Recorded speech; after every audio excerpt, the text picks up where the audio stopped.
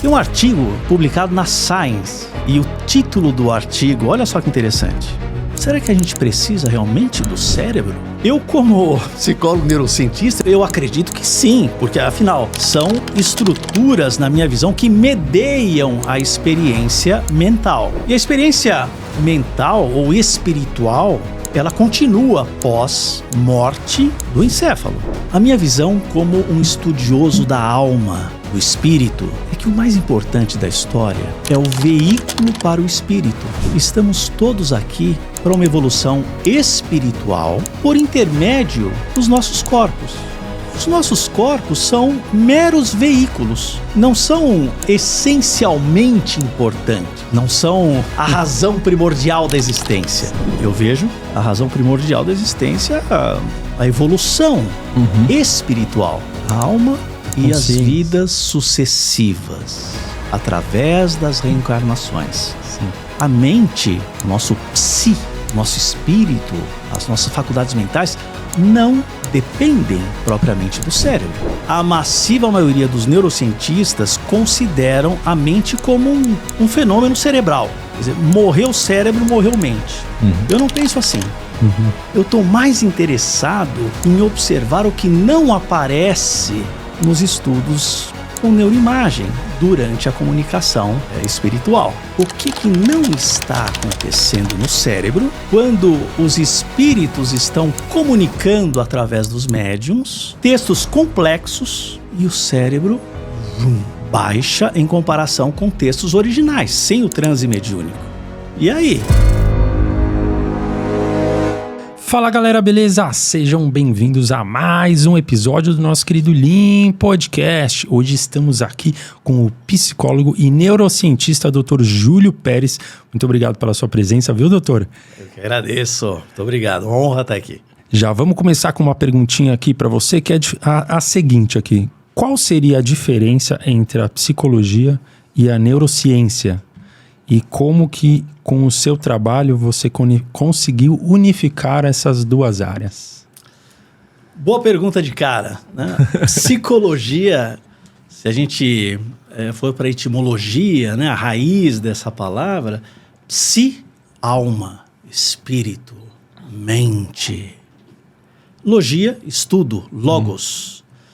Neurociências vai pelo um caminho, o estudo do que acontece em termos neurais. Só que é uma disciplina que vai desde o espectro biomolecular até cognitivo, mental. Então a neurociências abrange um guarda-chuva imenso, incrivelmente grande.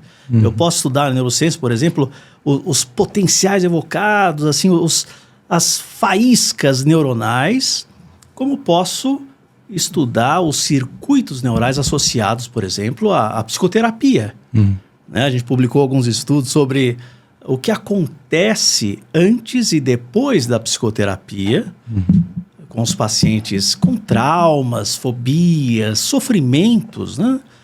E há um rearranjo, né? Uma nova distribuição desses arranjos sinápticos.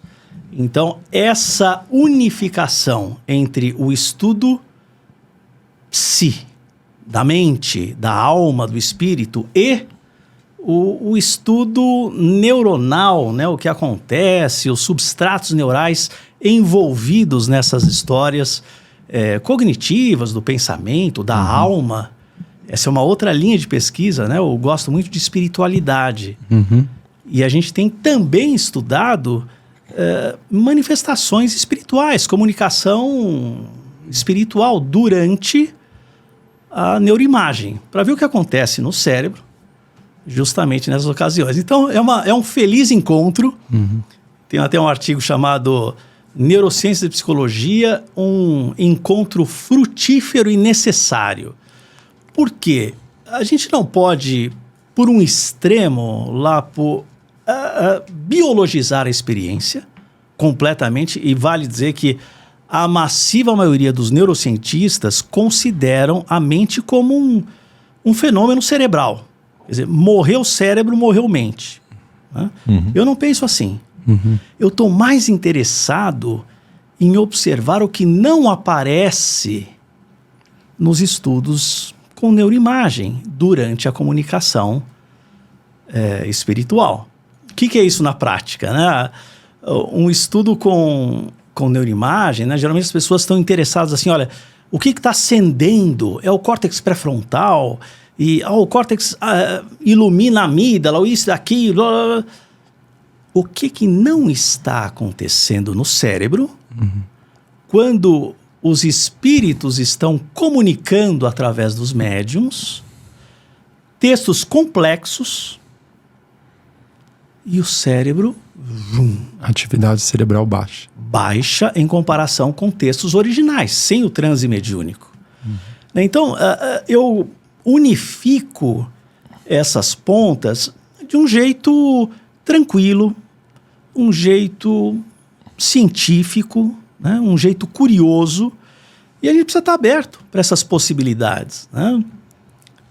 Eu estou lembrando aqui eu estou escrevendo um artigo sobre hidrocefalias gigantes congênitas. Certo. Posso ir entrando? Claro, vai entrando. Com certeza. Uma coisa gruda na outra, É né? óbvio. A gente entra no meio aí. Obrigado, Rafa. Então, essas hidrocefalias gigantes... O que seria, para contextualizar para o pessoal Sim. que não conhece esse termo? São pessoas com ventrículos imensos, pouquíssima área de processamento, né? O cérebro diminui imensamente. E tem alguns casos de hidrocefalia gigante, né? Congênita. Por que congênita é importante? Né? Que a pessoa nasce assim. Não é que ela teve um problema, tal. E aí, a pessoa nasce praticamente sem cérebro e tem uma vida ajustada, social. Tem um artigo interessante que o sujeito falava 7 idiomas e só se descobriu que ele tinha uma hidrocefalia gigante pós-morte, né? Quer dizer, Caramba. Como isso é explicado? como é explicado? Exato. Essa é uma boa pergunta.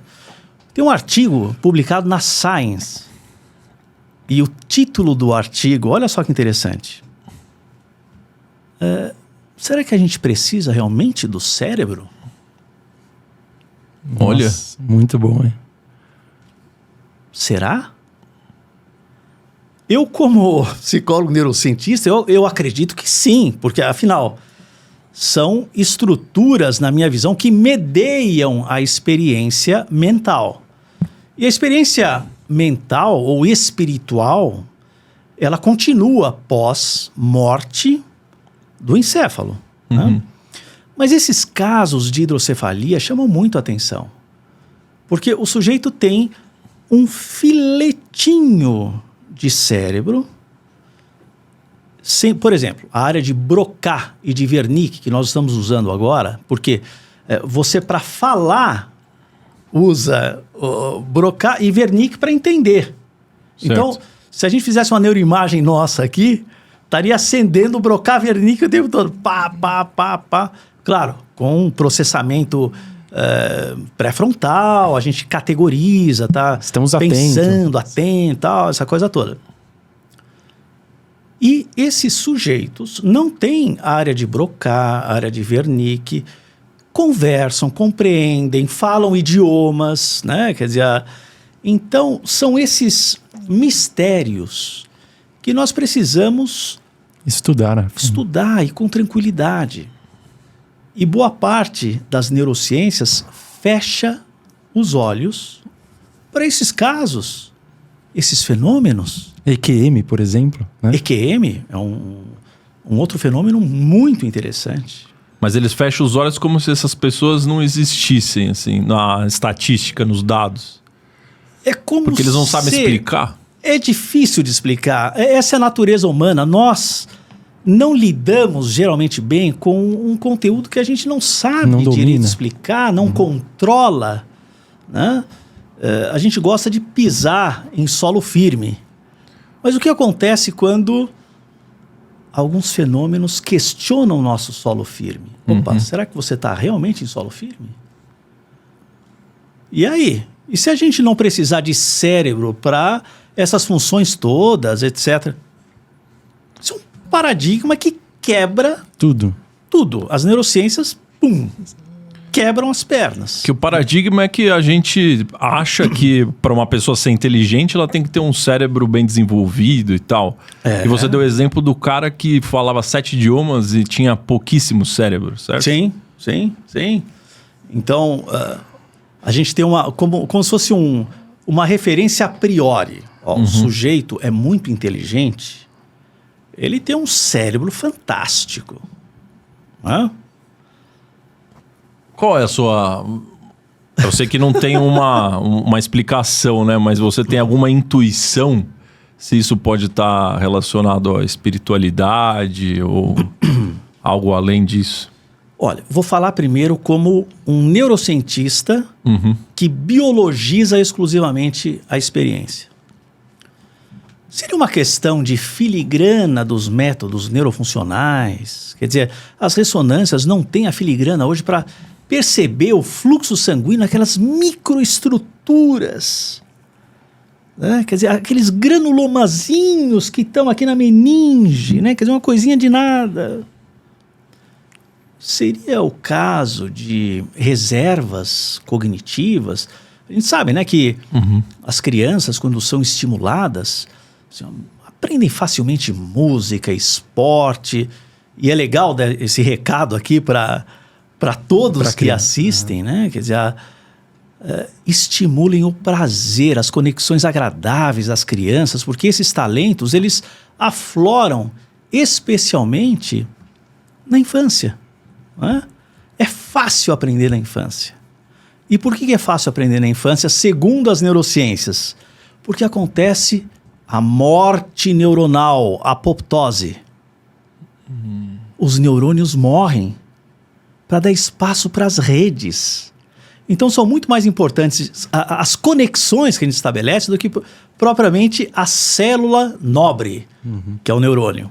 Então, pensando numa polaridade como neurocientista, a gente poderia, vamos dizer, esticar muito a corda, forçar muito a amizade, e vocês são caras simpáticos, e dizer que aquelas microestruturas de granulomas compreendem as funções cognitivas que o nosso cérebro, né, com toda a massa encefálica, é capaz de processar, etc. e tal, através da neuroplasticidade.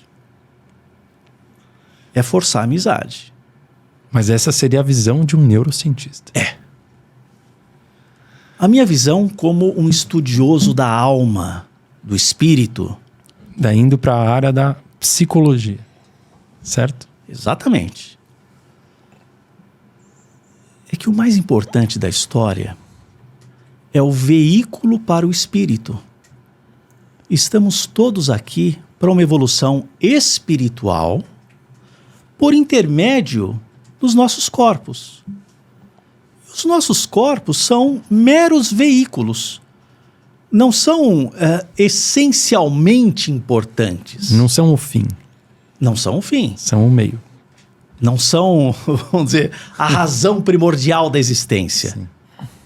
Eu vejo a razão primordial da existência, a evolução espiritual. A alma. A alma e as consciência. vidas sucessivas, através das reencarnações. Sim. Então, esses casos, assim como tantos outros, mostram que a mente, o nosso psi, o nosso espírito, as nossas faculdades mentais, não dependem propriamente do cérebro. Perfeito. Esse é um ponto. Então, a gente precisa de muita tranquilidade, Lapo, assim, muita tranquilidade para questionar, mostrar os dados, conversar com as pessoas. Eu já sofri muitos ataques de... Haters. haters, são os haters. Hoje é assim que fala. Mas os haters, eles atacam por ingenuidade, por desconhecimento. E eu aprendi a acolher essas pessoas. Porque se a gente ficar nessa história, time de lá contra time de cá, que é assim que muitas vezes me atacaram, né? Assim, ó, você está falando sobre assuntos que não cabem ao âmbito científico investigar, porque isso não está no rol da ciência, à luz da ciência, não mesmo.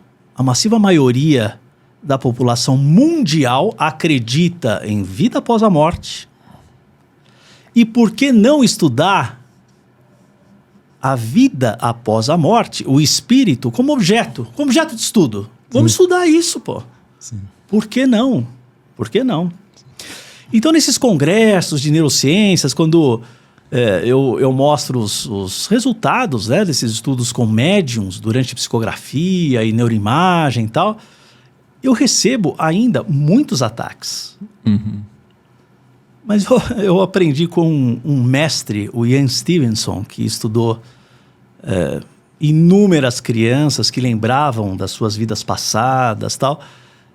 Ele, de uma maneira elegante, falava o seguinte: olha, eu não estou aqui para convencer ninguém, mas vamos observar os dados, simplesmente.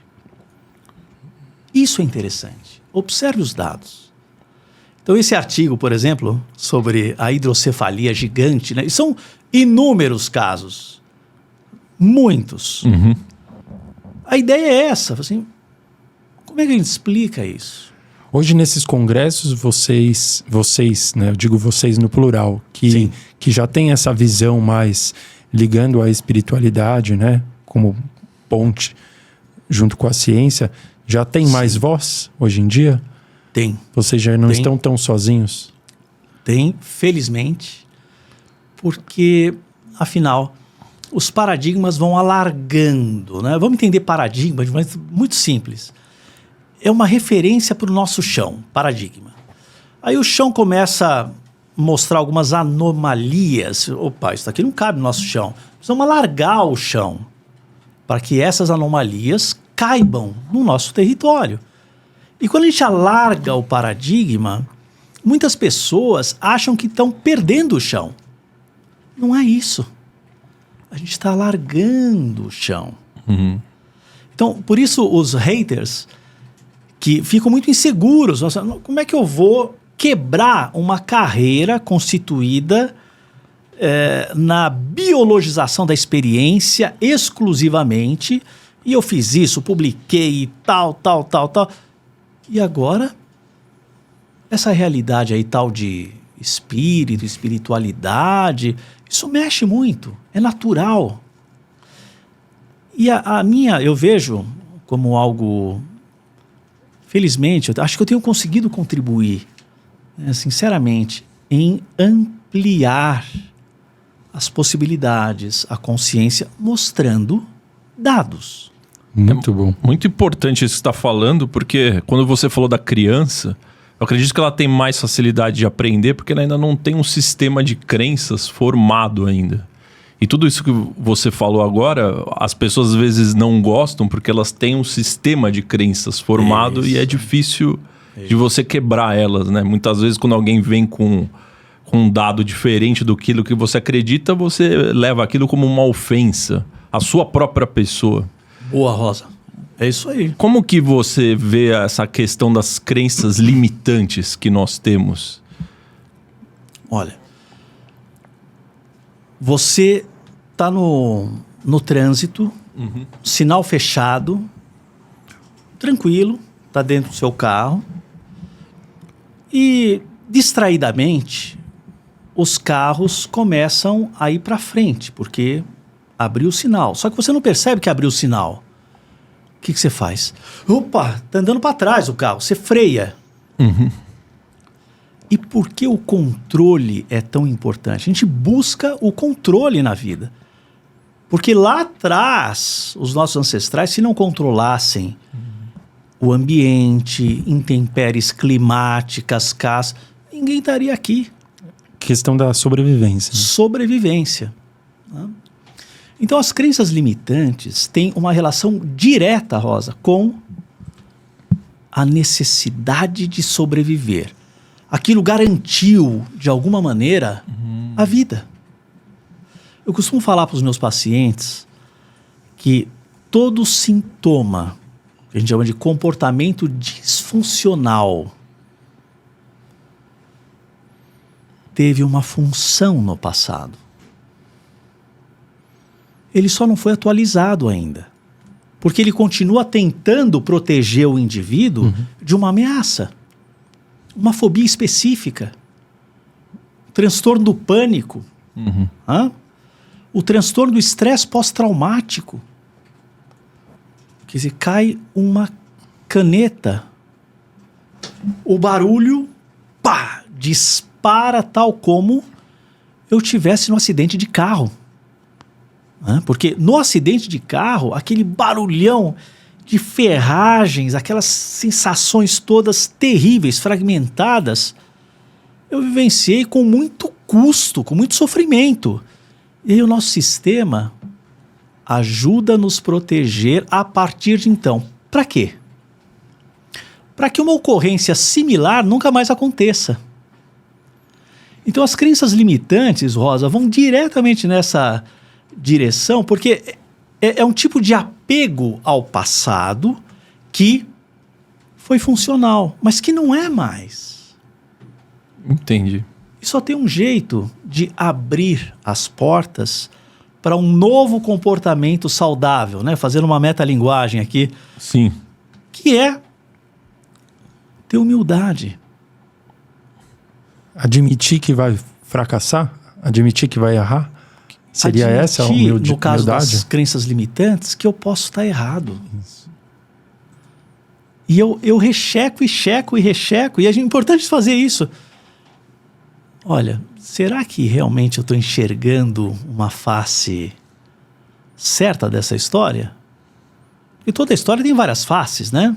A minha, a sua, a do outro, né? Mas olha como é difícil isso, né? Porque muitas pessoas... A gente está agora falando de uma coisa externa, né? De uma teoria que muitas vezes... Não só teoria, né? De espiritualidade. Tem gente que é mais cética e tal e não acredita. Mas muitas vezes as pessoas têm dificuldade de romper crenças limitantes, negativas sobre si mesmas. É verdade. Então, olha como é difícil você quebrar essa crença. Por que será que, mesmo quando uma pessoa se enxerga negativamente, uma crença negativa, que ela não é capaz, que ela tem medo das coisas, por que ela tem tanta dificuldade de quebrar isso? Porque funcionou no passado. Sobrevivência. Vou dar um exemplo concreto. Muitas pessoas chegam a mim com uma fobia de falar em público. Mas em público, não, para duas pessoas já eu travo, fico mal. E a gente vai resgatando, né, o que houve, o que aconteceu, e a gente vai chegando lá. Estou lembrando de uma paciente que me deu permissão para publicar o caso clínico, tem essa liberdade com vocês de falar, claro, ocultando a identidade dela. Ela estava na escola e, veja, ela chegou a mim com 40 anos de idade. Ela não conseguia falar em público. E ela estava crescendo na profissão e cada vez mais essa demanda acontecia. Você precisa falar com o time, você precisa... Não conseguia. Na anamnese, que é um histórico clínico, a gente foi resgatando as situações com valências emocionais, né? Porque a emoção é que consolida a memória. Você, deixa aquele conteúdo mais presente, fixado, né?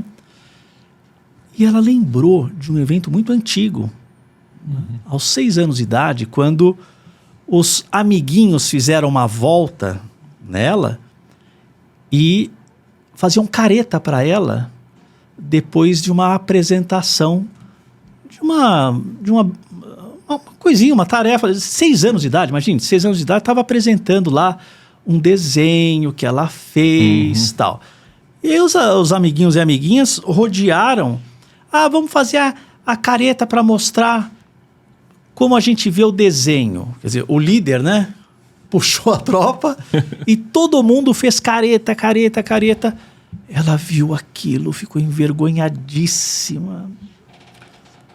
E a partir de então, ela evitava qualquer situação de exposição para evitar o constrangimento, a situação vexatória, né? Aliás, vergonha, as dores relacionadas à vergonha, Rosa e Lapo, tem muito provavelmente uma conexão com a infância.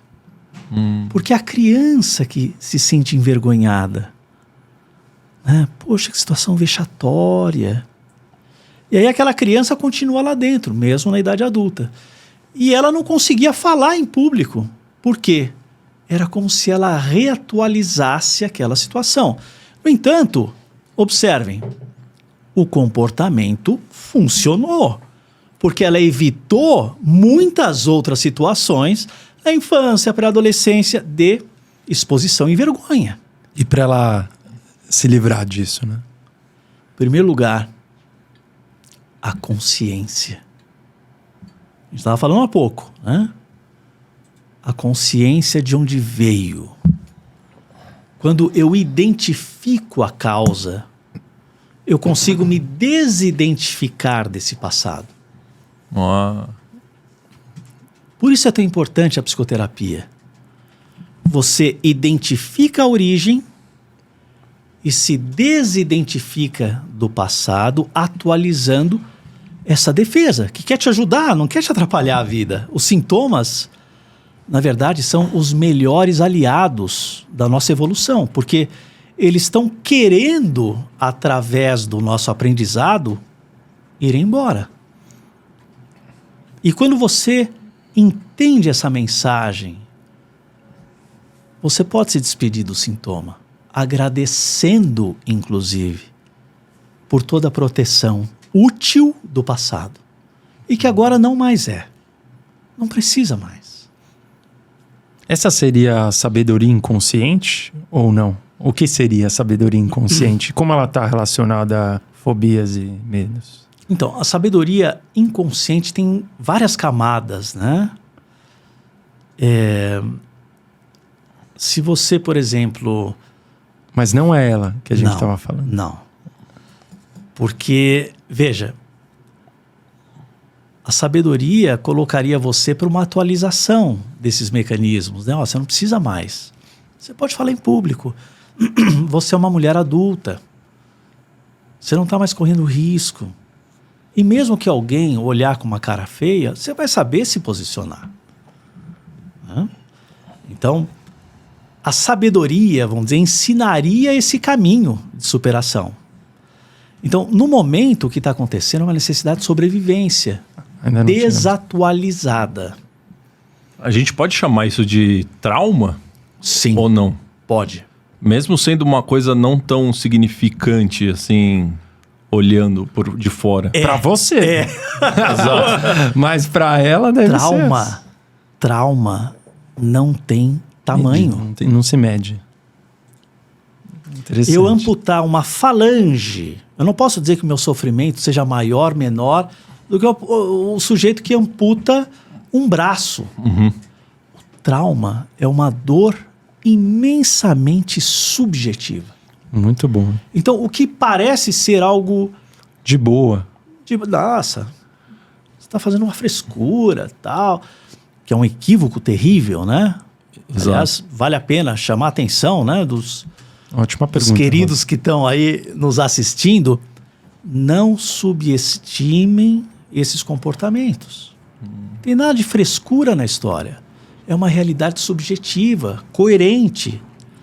É uma consciência, tem uma coerência do indivíduo, que não é necessariamente a sua, ou a minha, ou a de qualquer outra pessoa, mas é coerente para ele. Então, você tem um estudo muito legal sobre, né, as neuroimagens no processo do processo de superação traumática, né? Sim. Com a psicoterapia. O que esse estudo revelou da psicoterapia com eventos traumáticos? Legal. O trauma que você trouxe à tona agora. O que é? Preciso dar um passinho atrás para seguir em frente, né? trauma é um afluxo de excitações superior à capacidade do indivíduo de processar essas excitações. De colocar, sabe, os pingos nos is, de entender o que está acontecendo.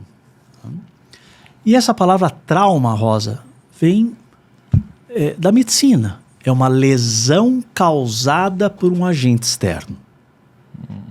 Então, migrou para a psicologia. Então, quando um evento é muito mais forte do que a minha capacidade de processar esses conteúdos, um trauma pode acontecer.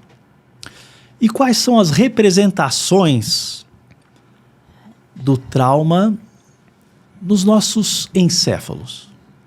Fragmentos sensoriais, emocionais dispersos.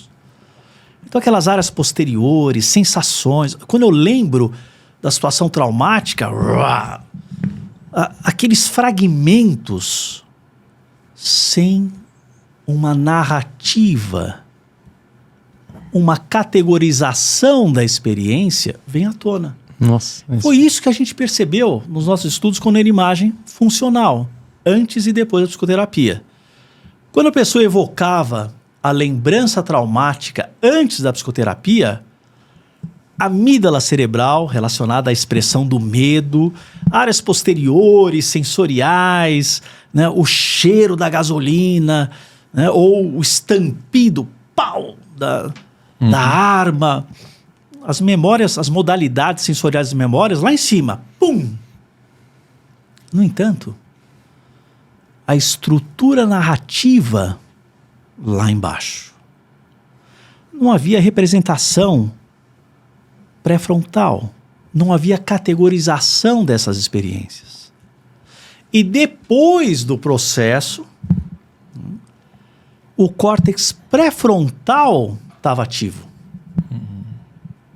Ao lembrar da mesma memória, o córtex pré-frontal relacionado à categorização das experiências inibe a ação da amígdala e dessas regiões posteriores sensoriais.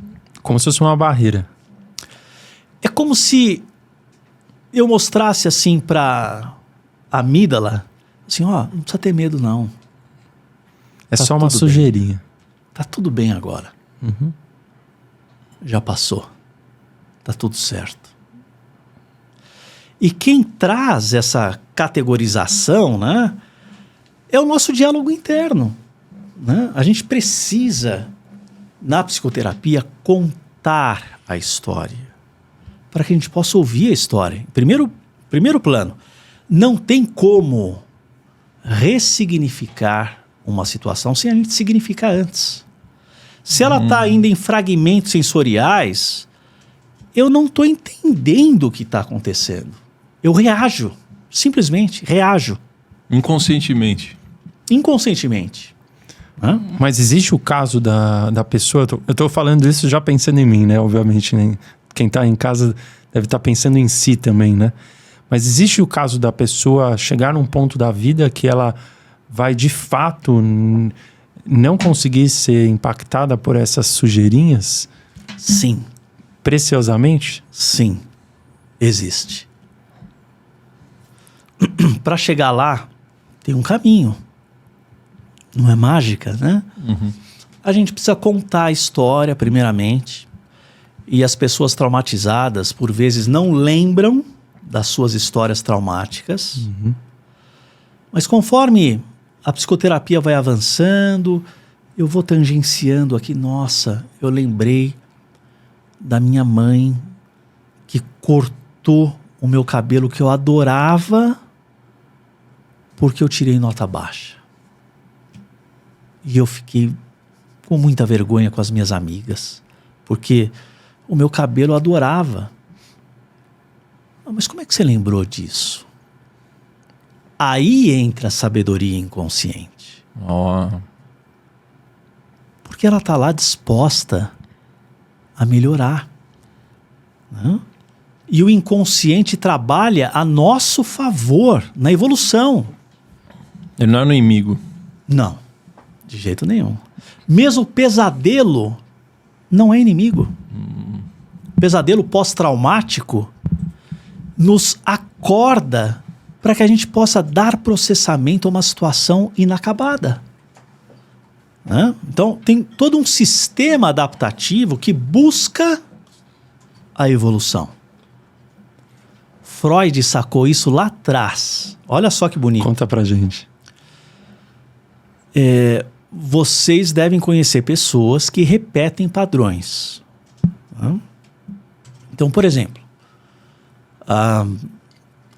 nossa, estou lembrando de uma paciente. Parece que eu escolho a dedo os meus namorados. Mesmo que eu não soubesse, são pessoas dependentes químicos.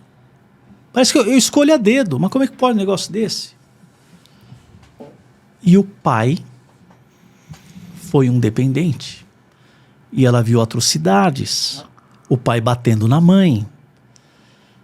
E ela reencenou essas situações através de uma busca inconsciente, o que o Freud chamou de repetição, compulsão à repetição, com a tentativa nobre de entrar em conexão com o trauma para poder sair dele.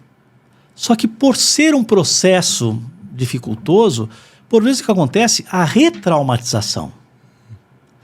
Mas o ponto fundamental nessas mudanças, nessas tentativas inconscientes, é buscar a cura.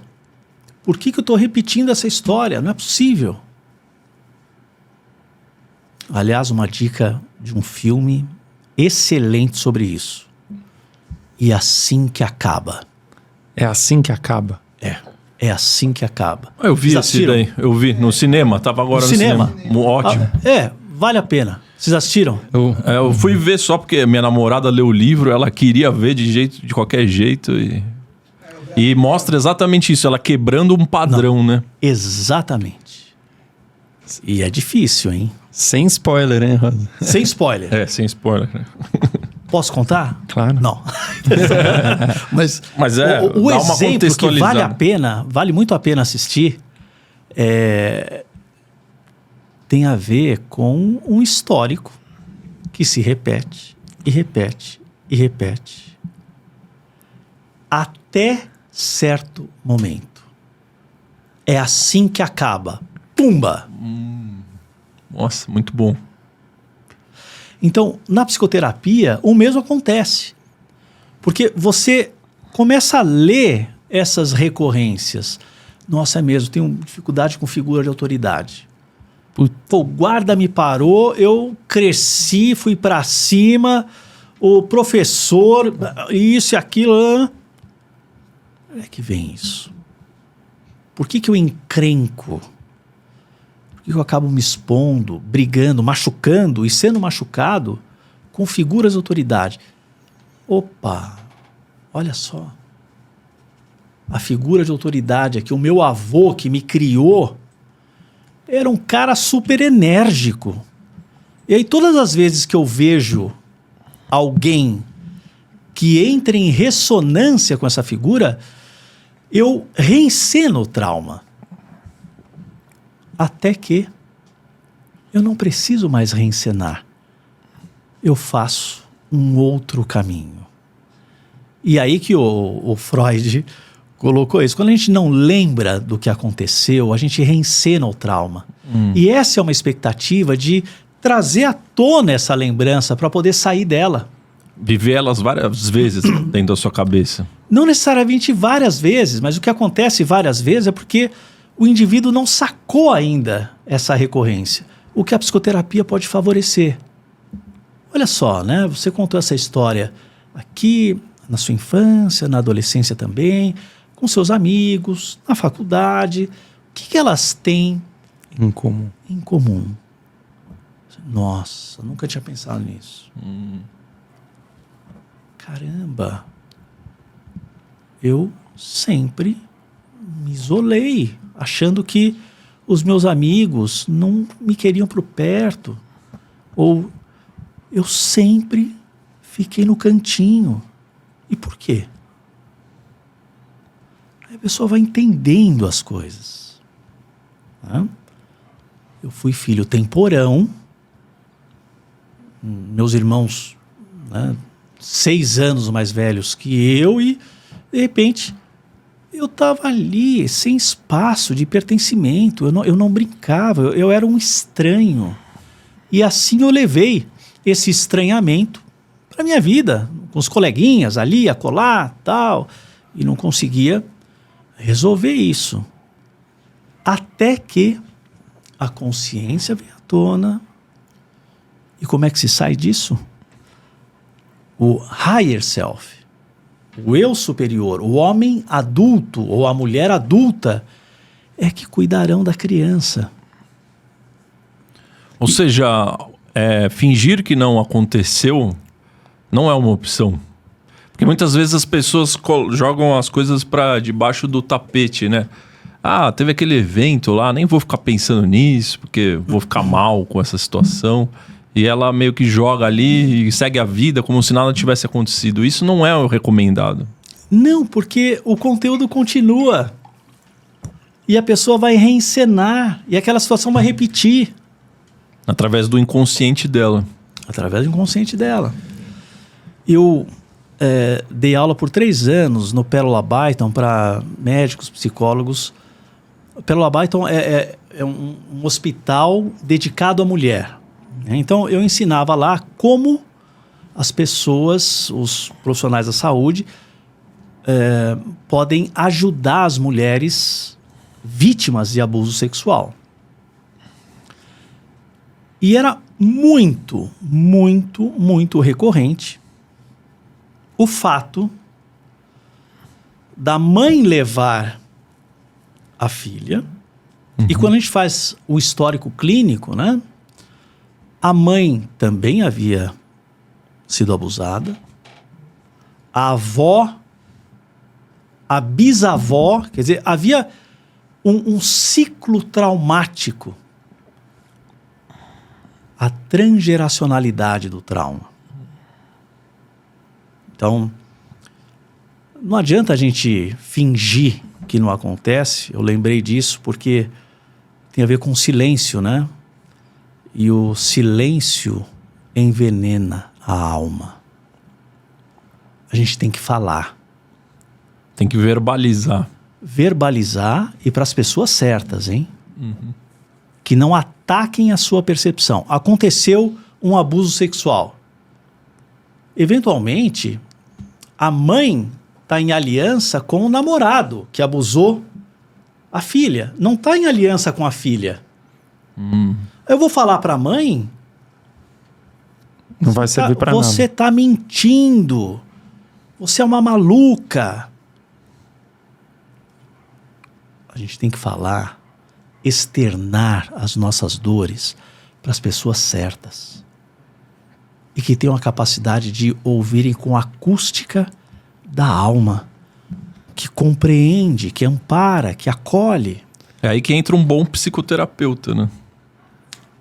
E também muitas pessoas vocacionadas no âmbito da religiosidade. Ah, boa. Qual o papel da espiritualidade nessas questões, ajudando a psicologia a resolver problemas das pessoas? Boa, boa. Então, a espiritualidade e a religiosidade conversam com a busca de sentido, né? Uma aliança de aprendizado. Então, as pessoas que têm uma religiosidade, a gente chama de religiosidade intrínseca, né? Não é uma pessoa que... Vai para o culto, não necessariamente. Mas que tem ali, né? Que não é cética. Não é cética, tá ali, tem uma religiosidade, lê um livro, lê a Bíblia, lê o livro do budismo dela, ou assiste o Lean, assiste o Lean Podcast, assiste Life is Now. Life is Now. E tá lá, né? Tá desenvolvendo o seu autoconhecimento. Isso. Quando você cria uma aliança de aprendizado com uma dor, você supera mais facilmente essa dor.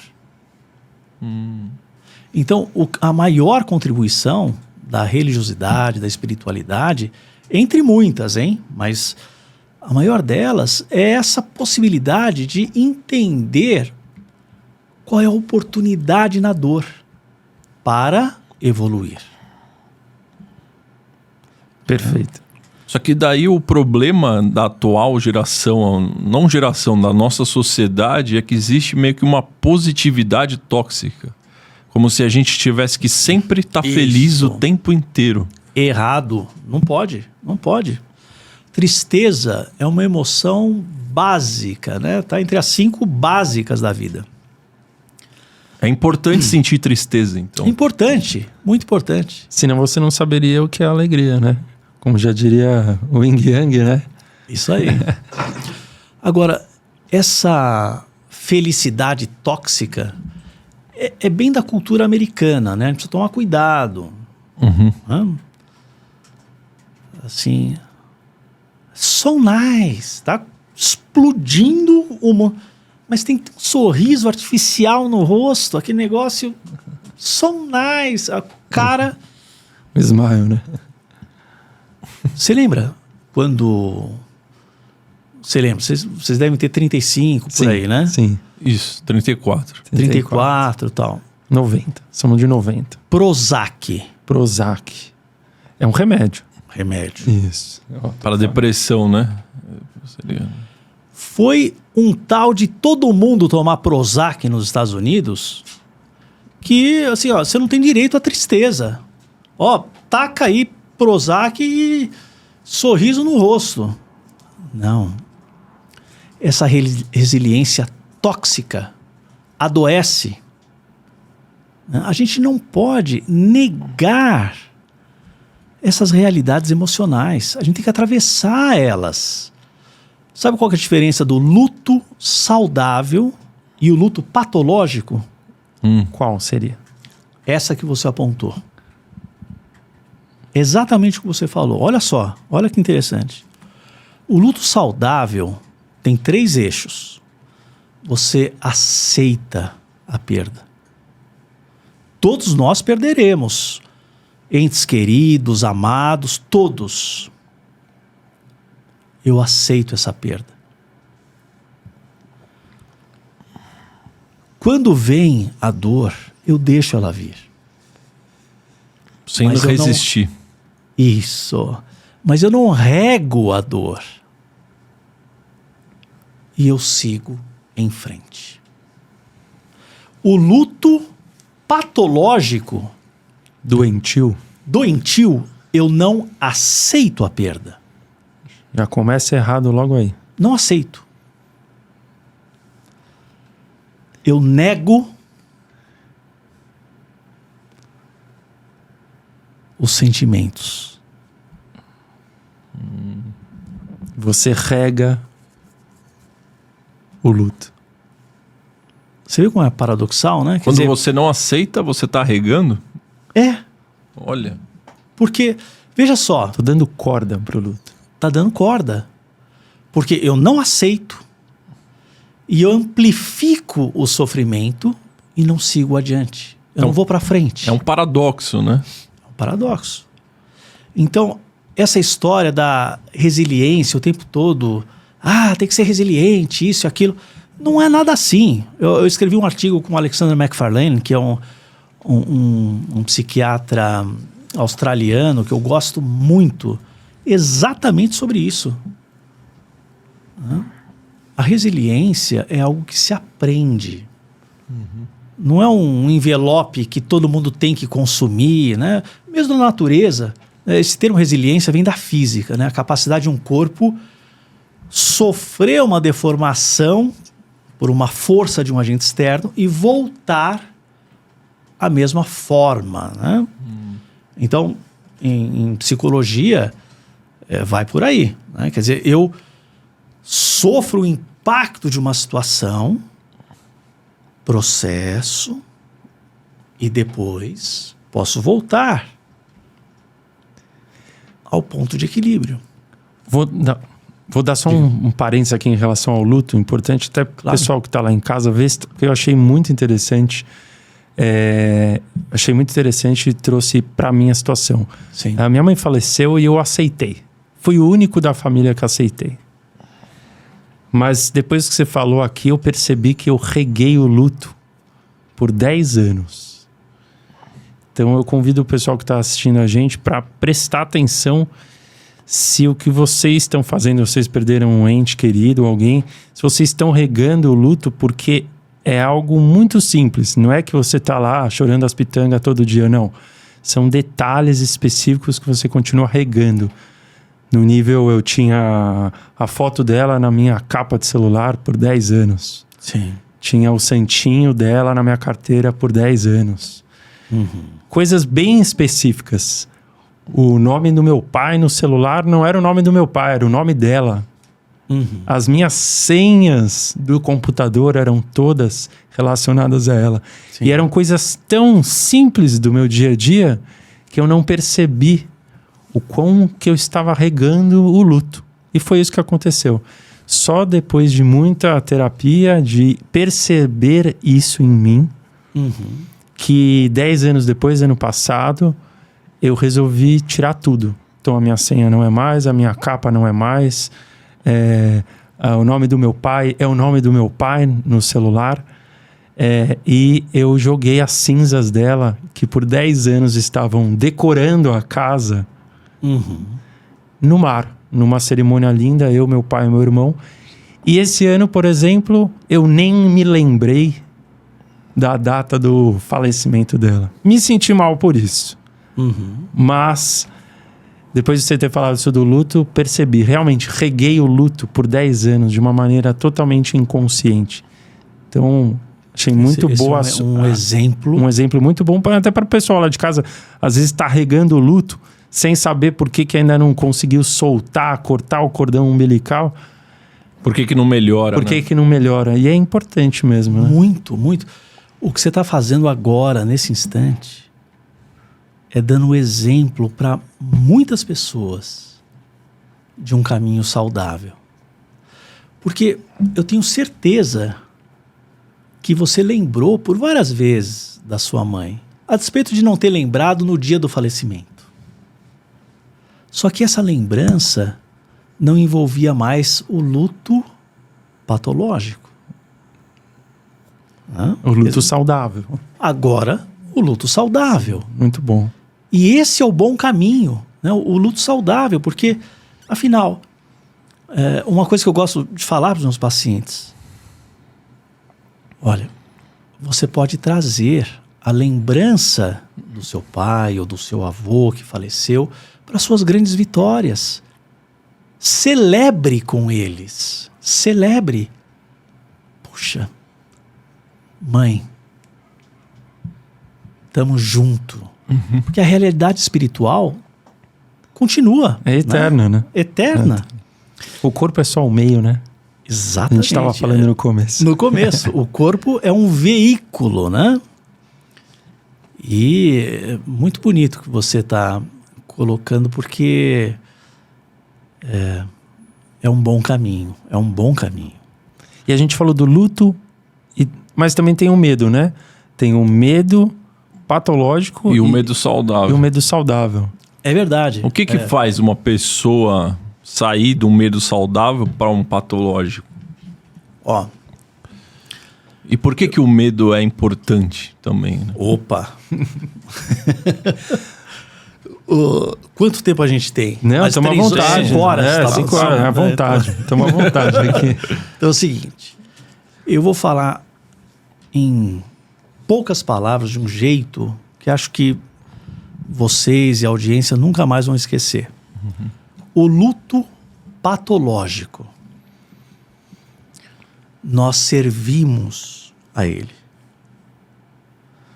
O medo. O medo patológico. Medo patológico. Nós servimos a ele. O medo saudável nos serve. Perfeito, hein? Então, definição. O medo saudável tá aí para ajudar a gente. Sabe que tem uma síndrome chamada Uhrbeck-White que é a calcificação das amígdalas cerebrais e a pessoa não sente medo, não percebe, não detecta situações perigosas. Né? Põe o dedo no fogo. Põe o dedo no fogo tal, e morrem cedo, né? Porque não avaliam situações perigosas. Então nós precisamos do medo como um fator de controle de riscos, manejo, né? Sobrevivência. Das contingências, sobrevivência, etc. Agora, por vezes, o que acontece? Um medo saudável se transforma num medo patológico. O medo funcionou, assim, opa, me protegi aqui. Ó, consegui evitar a picada de aranha. Outra vez, geralmente esses conteúdos são lá de trás, são de infância, né? Muitas pessoas têm experiências de outras vidas, com fobias específicas também, mas o fato é que o medo funcionou e depois se tornou patológico. Como se em qualquer lugar eu pudesse encontrar aranha. Qualquer lugar. Vira uma fobia. Eu não posso mais sair porque eu vou encontrar aranha. Aí você está servindo ao medo. E esse é o medo patológico. Então, é uma coisa importante para as pessoas considerarem, né? Pera um pouco, esse medo me ajuda ou me atrapalha? Eu estou servindo ao medo ou o medo está me servindo? Esse é o diferencial. Mas aí você deu o exemplo da aranha, né? Só que é muito comum pessoas terem medo do amor. Por quê? Porque elas já tiveram experiências de relacionamentos amorosos negativos e elas se fecham num casulo. Como não deixar esse medo do amor se tornar patológico e inibir a vida dela? Muito bom, hein? Bem Rosa? colocado. Nós todos buscamos nutrientes absolutamente necessários à nossa existência. O amor, o afeto, o acolhimento. Né? E uma traição é disruptiva, né? Quer dizer, o impacto... Veja, eu sou psicólogo clínico há mais de 30 anos. As situações de traição são dolorosíssimas e quebram uma expectativa, isso pode acontecer momentaneamente ou por muito tempo, de um novo relacionamento. Tipo, eu vou sofrer outra vez. Por quê? Eu acreditei, estava legal, eu nunca pude imaginar que... E aí cai no colo. Aliás, a traição cai no colo. Em que sentido? Vou dar um exemplo. Se você coloca câmeras para... Olha, vou identificar se está me traindo ou não. Perdeu. Você só vai gastar energia. Porque a traição deixa rastros. Vou dar um exemplo claro. Ocasião, um ex-paciente que também me deu o direito de publicar o caso clínico e tal, ele saiu com um amante. E no dia seguinte, ele viajava com a esposa. E ele viu o batom ali no pé da esposa. Estava dirigindo, Putz. olhando o batom, abriu o vidro, deu um jeito de pegar o batom e jogou. A esposa sacou: por que você jogou o meu batom fora? Nossa senhora. Nossa. A realidade cai no colo, deixa rastros. Ele tava paranoico. Não, e olha, essa história, né? Isso eu falo, eu afirmo.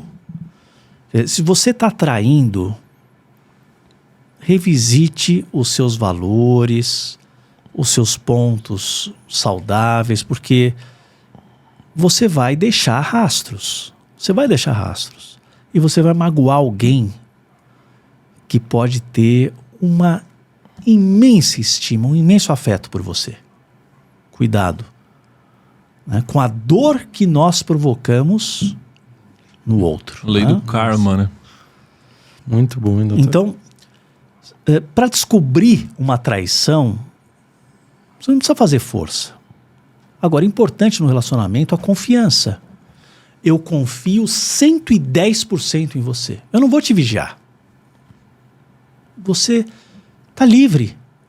E é na liberdade que a responsabilidade é assumida. Não é no controle. Né? Se eu me empresto essa caneta aqui, eu gosto... Se eu estou controlando, a hora que eu soltar, Cai. perdi. Se eu deixo livre, a pessoa assume a responsabilidade por ficar ou não ficar. E eu não preciso controlar. Então, a confiança nos relacionamentos afetivos são, assim, é o pilar fundamental da longevidade. Muito bom. Se não houver confiança 110%, como é que vai ser essa história, né? E quando a ausência de confiança no outro é por uma ausência de confiança em si mesmo? Também acontece.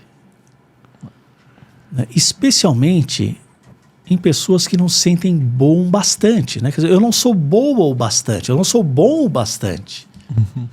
Né? Olha só que interessante. Né? Eu gosto de um filósofo grego chamado Epicuro, e ele tem uma frase que diz muito a respeito. Nada será suficiente para quem acha pouco o que é o bastante. Então, se você não se acha bom o bastante, nada será suficiente para você. E você vai recriar esses problemas. Você pode até criar a separação pelo medo de ser rejeitado. É um padrão que a gente chama de contrafóbico. Eu tenho tanto medo de ser rejeitado que eu crio a rejeição. Caramba. Qual que é o ganho dessa história? Pelo menos eu não sou pego de surpresa. Eu já estou preparado. No entanto, eu me preparo para o pior, ficando com o pior. Então, é um manejo torto, é um manejo equivocado. E isso acontece muito mais vezes do que a gente imagina. Eu não me sinto bonito o suficiente, ou inteligente o suficiente, ou culpas plantadas, incutidas. Eu não mereço essa pessoa, ela vai me descartar em algum momento. E aí o relacionamento não avança, né? Porque, afinal, onde há hierarquia, não há troca. E se eu me coloco abaixo eu estou numa relação hierárquica. A relação saudável acontece na troca de equanimidade. Quer dizer, a gente está aqui na igualdade. E aí a coisa vai. Né? A troca se manifesta. Então, uma das piores dores humanas, assim, né, de relacionamentos, tal, tem a ver com traições. E por isso as pessoas desenvolvem fobias de se apaixonarem novamente. Tem até um nome de uma fobia que eu não estou lembrando agora, mas é a fobia de se apaixonar. Eu atendi uma paciente que se apaixonou por um professor de música. E aí o que aconteceu? Ela foi meio que esnobada pelo professor de música. Tinha 11 anos de idade, era aquelas paixões platônicas. Nossa, como ele toca bem, flauta, isso, tal. É o amor da minha vida. E o cara deu uma esnobada nela. E ela tinha fobia de se apaixonar. Mas de uma maneira inconsciente, era um padrão inconsciente. Se isolava, não abria as portas. E com todo o potencial. Você chegou a comentar num programa que a gente assistiu aqui sobre a coragem, né? A gente estava falando de medo. E você fala o seguinte, que a coragem, inclusive é um conteúdo bem antigo seu, bem antigo mesmo. Então achei interessante trazer aqui. Você fala assim, que a coragem é um diálogo com o medo. Isso Se mesmo. você puder explicar essa frase, a coragem é um diálogo com o medo. Isso mesmo. Então, é preciso entender o que é coragem, em primeiro lugar. Se a gente pensar na etimologia, na raiz dessa palavra, coragem é um ato do coração. Então, o fato de você ter coragem não significa que você não tenha medo. Mas quando a coragem será relativamente maior que o medo, quando o sentido aqui do coração traz uma amplitude tal que o medo diminui nesse diálogo. Então, eu vou para um ato corajoso e eu posso ir com medo, inclusive, mas com coragem, com o meu coração. Então, coragem não tem nada a ver com impulsividade, com, sabe, eu vou não sei o que, acelerar o carro a não sei quanto, ou fazer uma curva, isso e aquilo. Não tem nada a ver com isso. Isso é irresponsabilidade. Negligência, irresponsabilidade. Coragem é a noção clara do propósito. E quando você tem um ato do coração imbuído de um propósito, o medo fica pequeno. Ele pode estar lá, mas ele diminui. E essa é a história do diálogo. Né? Muito bom. Algumas pessoas acham assim, não, o sujeito é corajoso, não tem medo. Mentira.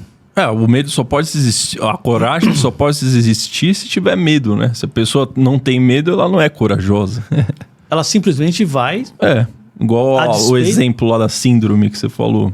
O cara que não tem medo. Ele não é corajoso, ele só não tem medo. Boa, super bem lembrado. E também teve uma outra frase que você falou, que é o seguinte, o psiquismo é uma expressão mental. O que seria o psiquismo? E por que ele é uma expressão mental? Então, o nosso psiquismo, ele reúne tantas camadas do nosso espírito, né? Mente, espírito, e que até hoje, né, a filosofia tem bastante dificuldade, e também as neurociências, de definir consciência ou o que é propriamente a mente. Mas de uma maneira muito prática, objetiva. O que eu quero dizer com isso é que o psiquismo vai para onde você está olhando. Se você... Quem gosta de esporte conhece muito bem isso. Se você olha para onde você quer ir, ali você vai se encaminhar. Quando você anda com uma bicicleta, por exemplo, e tem um buraco, né? Se você olha para o buraco, você vai cair no buraco. Você tem que olhar para onde você quer ir e não para onde você não quer ir. Por exemplo, ao jogar tênis, se você olhar para o seu adversário, você vai jogar a bola nele. Você tem que olhar para onde você quer mandar a bola, que não é no meio onde ele está. Se você... Tem tantos exemplos, né? É como se você, ao olhar, você está meio que criando aquela realidade, como se você estivesse atraindo o resultado que você deseja. É quase que uma lei da atração? Eu poderia colocar assim também, mas eu chamaria, uma lei de probabilidades para essas melhores ocorrências, né? Eu tomo muito cuidado com aquela coisa assim, ó, se você pensar nisso vai dar certo. Sim. Né? Não é bem assim, são tantas probabilidades, né? Se a gente pensar que, olha, vamos tomar uma sopa de abóbora daqui a pouco, quando o programa acabar, as probabilidades aumentam, né? Mas eu vou ter que ver no supermercado, tem abóbora, né? Se vocês estão dispostos a tomar uma sopa de abóbora, né? Se tem o tal do creme de leite, etc e tal. Não basta pensar que ela vai aparecer. Então a gente precisa tomar cuidado com essas... Mas a questão do psiquismo, ir para onde você está olhando, é exemplificada assim numa metáfora do processo psicoterapêutico em 4 etapas. Primeira etapa, você está andando numa rua que tem um grande buraco. Você olha para o buraco, cai nele e demora bastante tempo para sair. Segunda etapa, você está andando nessa mesma rua, você olha para o buraco e para a lateral, mas olhou mais para o buraco e cai outra vez. No entanto, demora menos tempo para sair. Terceira etapa, dessa vez você olha para a lateral do buraco e você não cai no buraco. Você vai para onde você está olhando. E a quarta, você está numa outra rua sem esse buraco. Então, o psiquismo vai para onde você está olhando. Ele te leva para o seu foco. E a gente precisa se perguntar, para onde eu quero ir? Qual é o meu propósito? Qual que é o foco? Quando vocês criaram esse programa lindo, né? Eu tenho assistido uns episódios incríveis, assim. Eu falei, né, que a Monja Coen, que, nossa, um episódio maravilhoso, e tantos outros que vocês já entrevistaram e tal. A coisa não aconteceu da noite para o dia, né? Mas vocês estavam olhando em uma direção. Life is now. Não estávamos olhando para os buracos, literalmente. E olha que tinham muitos, viu? Imagino. Então, a gente precisa prestar atenção nisso. Para onde é que está indo o nosso psiquismo? Para onde é que a gente quer olhar? Por isso que ele é uma força mental. Esse é o ponto. Uma expressão mental. E vamos falar do seu livro aqui, doutor? Esse livro é um livro que eu tentei traduzir os 34 anos de experiência clínica de uma maneira prática, objetiva. E eu falo sobre as 26 palavras que mais foram utilizadas em processos terapêuticos bem-sucedidos, não só dos meus pacientes, mas dos pacientes dos meus supervisionandos, e eu trabalho a etimologia, né, dessas palavras. O que significa flexibilidade? O que significa poder, empatia? Então, mas eu achei muito interessante, para a galera lá de casa, chama Razões e Práticas, né? São olhares terapêuticos sobre o significado e o uso das palavras, né? Queria entrar nesse ponto aqui com você. Qual que é a força do uso das palavras, principalmente desde a infância, né? Como que elas moldam aí a nossa identidade, a nossa percepção do mundo, né? Um livro quase que um dicionário de bolso aqui, né? Pra gente poder ter atenção com o uso das palavras. Qual que seria, então, esse poder que as palavras têm? As palavras se relacionam diretamente com quem nós somos. Existe uma relação direta entre o processamento psíquico e palavras. Quanto melhor a gente conhecer as palavras, melhores serão os nossos processamentos psicológicos. Por exemplo, o que significa perdoar? Muito bom. Né? Per, o melhor. Donare, doação. É a melhor doação que você possa fazer. Porque você se liberta e liberta o outro. Você se livra das mágoas. A prosperidade, né? Esse SP, o que significa? Prosperar. Significa evoluir. Né? E para você evoluir, é fundamental que você considere o cruzamento entre os seus talentos e as necessidades do mundo. Prosperidade, evolução é igual a o cruzamento entre as suas facilidades naturais e as necessidades do mundo. Assim como uma sequência de palavras que trazem insights, assim, nossa, por que não? Por que não eu ir por esse caminho, né, ao invés de continuar nesse sofrimento? Essas palavras foram trazidas, né, espontaneamente por muitos pacientes ao longo desses anos todos de prática clínica e supervisionando psicoterapeutas, né? Agora, existe nesse livro uma outra contribuição que eu acho fundamental. Por favor. Eu não vejo como a saúde mental e o bem-estar possam caminhar e de maneira longeva, a não ser pelo pavimento virtudes. Então eu falo sobre as virtudes aí. E de uma maneira fácil, de uma maneira, sabe, não tem nada distante. Quer dizer, é fácil cultivar as virtudes diariamente. Eu procuro ampliar a consciência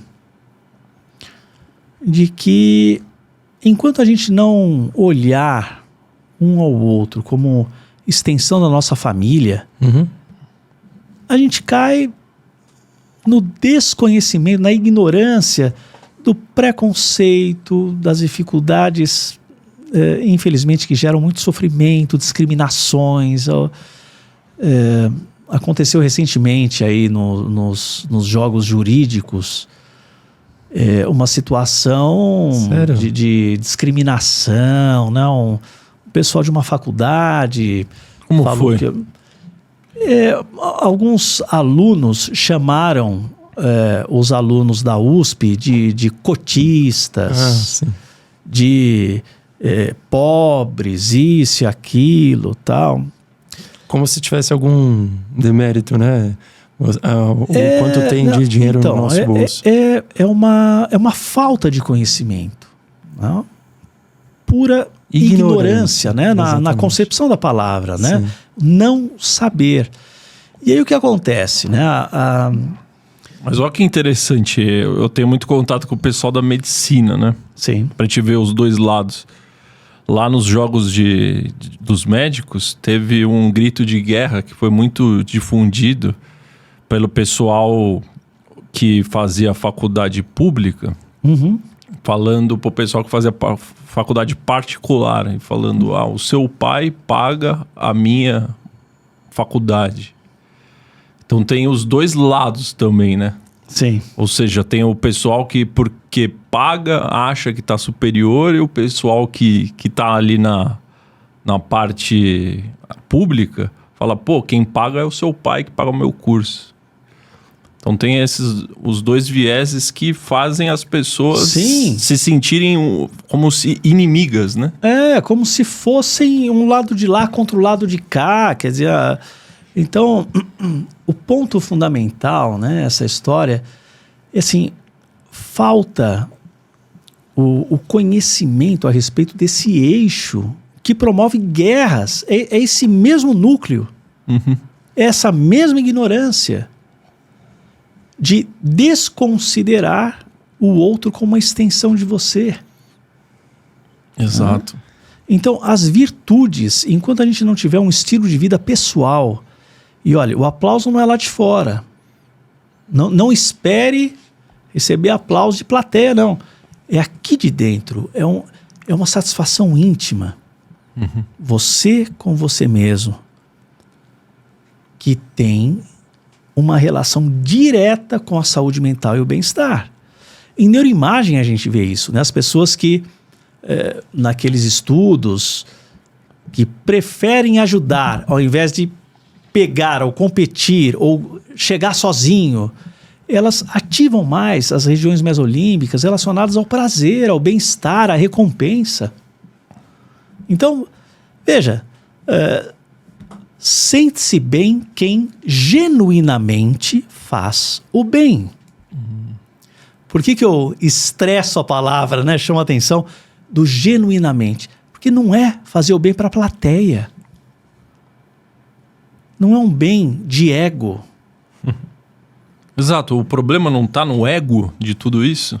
As pessoas têm essa vida egóica, egoísta. Então, o ego é a casca, né? Quer dizer, é a parte mais frágil da história. E as virtudes trabalham diretamente o cerne. Quem é você? Entendi. Num grupo de amigos que tá todo mundo falando mal, malhando um do outro, assim, pô, eu também já fiz isso. Empatia. Empatia, empateia, que está nesse livro. Esse é um outro termo importantíssimo. Sentir-se dentro de. O que faltou ali foi conhecimento, né? E observe como a atitude, né, é difícil, é muito difícil, porque uma das alunas fazia estágio num grande escritório de advocacia e o escritório disse: nós a demitimos. Tipo, ao invés de se colocar no lugar, poxa, eu já tive essa idade, eu também já errei. Todos já erramos e continuamos errando, mas se a gente tiver a possibilidade de um acolhimento, assim, pô, não foi um bom caminho. Desculpe. É olhar para o buraco e dar aquela desviada. E desviar. Uma vez eu caí de bicicleta e quebrei 4 costelas. Caramba. E aí, o que aconteceu? Eu tava subindo, né? Bom, afinal, não foi responsabilidade minha o tomo, mas foi responsabilidade de um outro cara que veio até a mim, né? Pum! Me esborrachei todo e tal. Você tá com a temperatura alta, né? E aí, você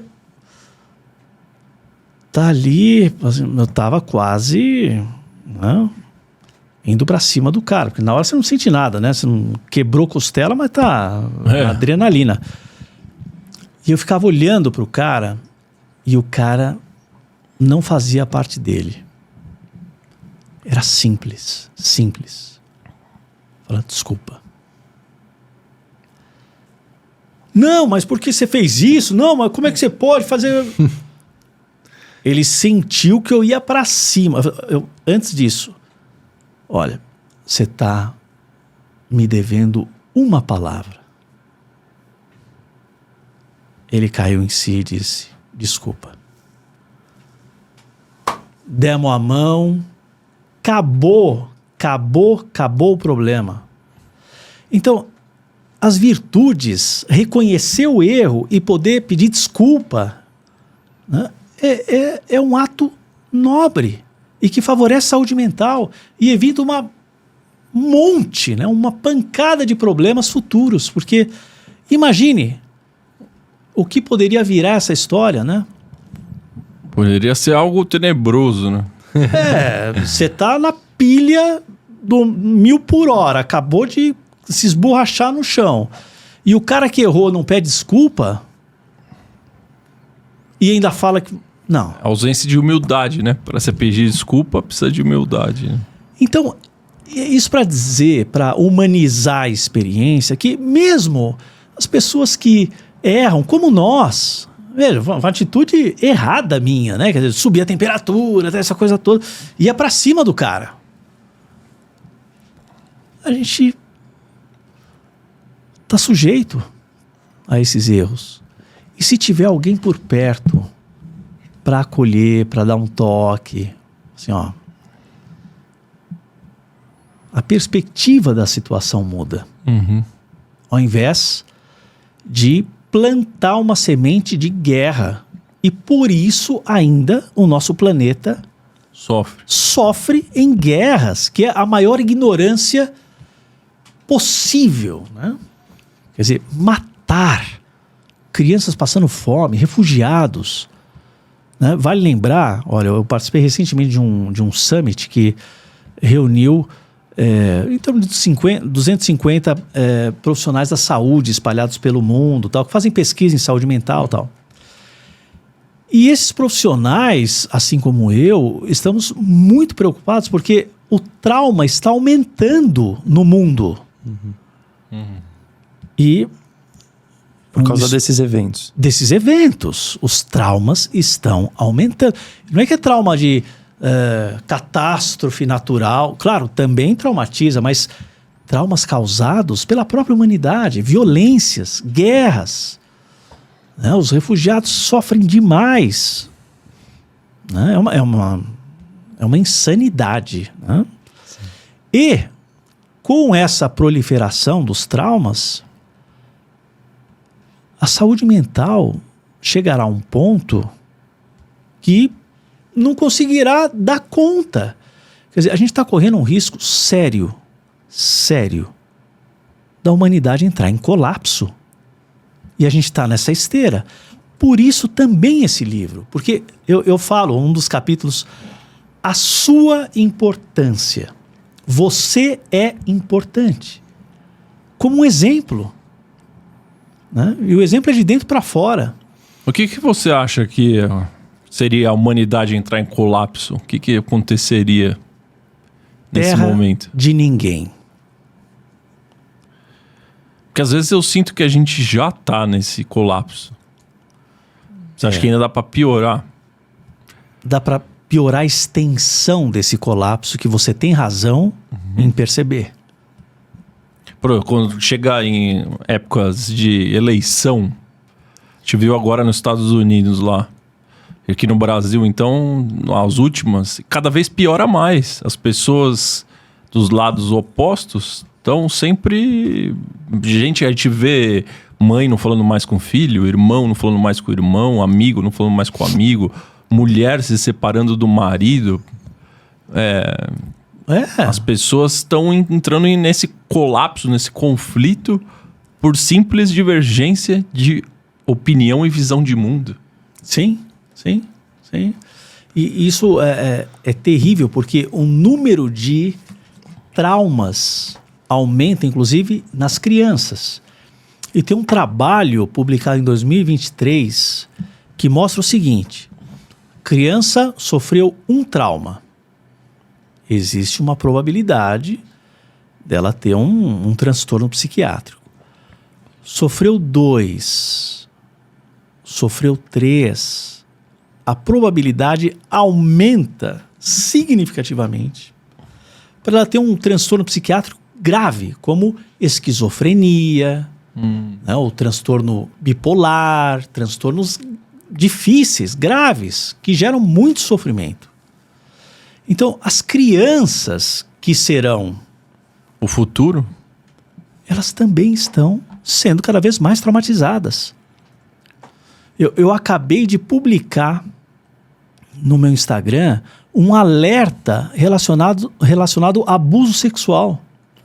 Porque a macia maioria dos abusos sexuais acontece em ambientes que a família conhece e por pessoas da família. Né? E a gente precisa alertar, falar a respeito. São temas difíceis. Você acha que a gente ouve tanto na mídia, né, hoje, a mídia retrata muito sobre casos de misoginia, de racismo e tal. Mas é muito raro você ouvir na mídia eles retratando esse tema de abuso sexual em crianças. Sim. Por que parece que ainda é não sei se é um tabu ou... Por que acontece isso? Por que a gente não tem essa voz, essa conscientização sobre isso que você está falando agora? Por falta de pessoas que falam sobre esse assunto. voltando ao Pérola Byton, quando a gente ensinava, né, os profissionais a trabalharem com mulheres abusadas sexualmente, foi justamente em uma ocasião quando a Xuxa disse, olha, eu fui abusada. Você sabe que o movimento quintuplicou no hospital. Por quê? Opa, ela falou, ela conseguiu. Eu também posso. Empoderou as pessoas. Exatamente. Dar o exemplo. E é sobre isso que o livro trata. Muito bom. Para Dar o exemplo. Exatamente. Eu vou terminar aqui com uma frase muito linda que o livro, para quem não sabe, o Dr. Júlio, ele também é fotógrafo apaixonado por música, pianista, né? E aqui no livro tem diversos olhares, como ele mesmo disse aqui antes de começar a nossa live. O olhar é a janela da alma, né? O olhar tem uma força muito poderosa. E ele fez questão de clicar aqui alguns exemplos, né? Então vale a pena vocês conhecerem esse livro. Tá aqui na descrição do vídeo se vocês quiserem conhecer também as formas de conhecer os trabalhos do doutor, né? Mas tinha uma frase aqui bem especial que eu queria falar, que é a seguinte: a generosidade foi e é mais eficaz do que a competitividade para a evolução humana, como estávamos falando. Então, seja generoso. Esta é a mensagem do doutor. E, doutor, uma perguntinha fora da caixa aqui para você, para a gente encerrar nossa pergunta Lean. Se a gente falou agora de mundo, né? Como tem essa situação, esse clima negativo, né? Se você pudesse falar, cochichar alguma frase, algum conselho no ouvido das 8 bilhões de pessoas que existem nesse planeta, que frase que você cochicharia? Seja bom. Muito bom. Ponto. Apenas isso. É assim que acaba. Seja bom.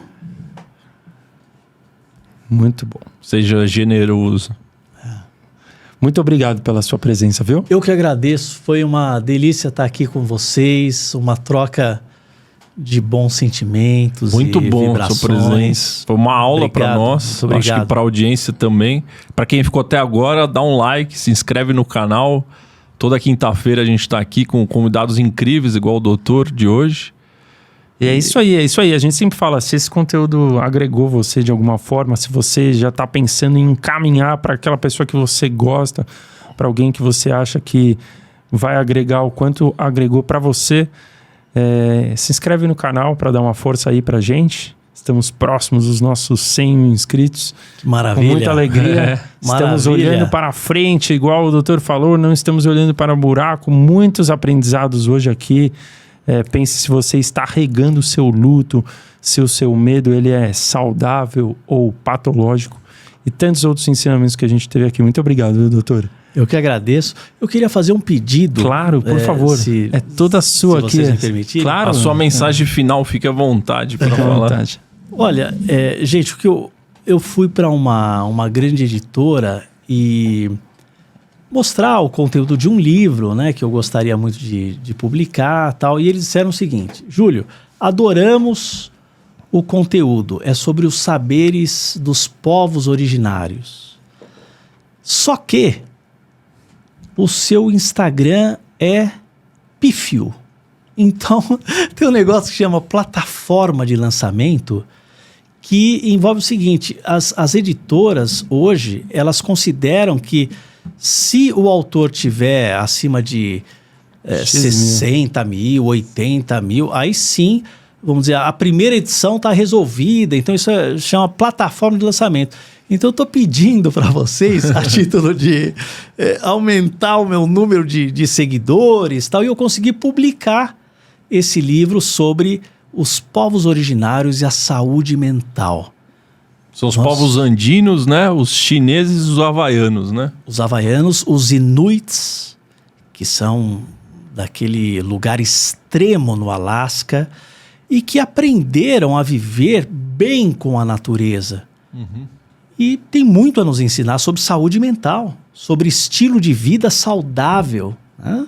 que respeita, que harmoniza. Então, esse é o meu pedido para vocês. Muito bem. Não, com certeza. Tá na Muitíssimo descrição obrigado. aqui embaixo, você entrar, tá na descrição do vídeo o Instagram do Dr. Júlio Pérez. E aí você segue ele lá, que aumenta a generosidade, né, pro mundo. Isso, boa. E ele pode publicar esse estudo magnífico. A ideia é transbordar e cada vez mais esses saberes antiquíssimos e que a gente acabou se distanciando e adoecendo por esse Na distanciamento. próxima vez que você voltar, vamos falar sobre isso. Vamos, esse é um tema lindo. Inclusive, lindo. esse tema estava na nossa pauta, no nosso estudo aqui. A Porque gente não deu faz tempo, de né? todos os convidados um estudo, mas o papo foi tão bom e aí a gente deixa para uma próxima. Combinado. Beleza?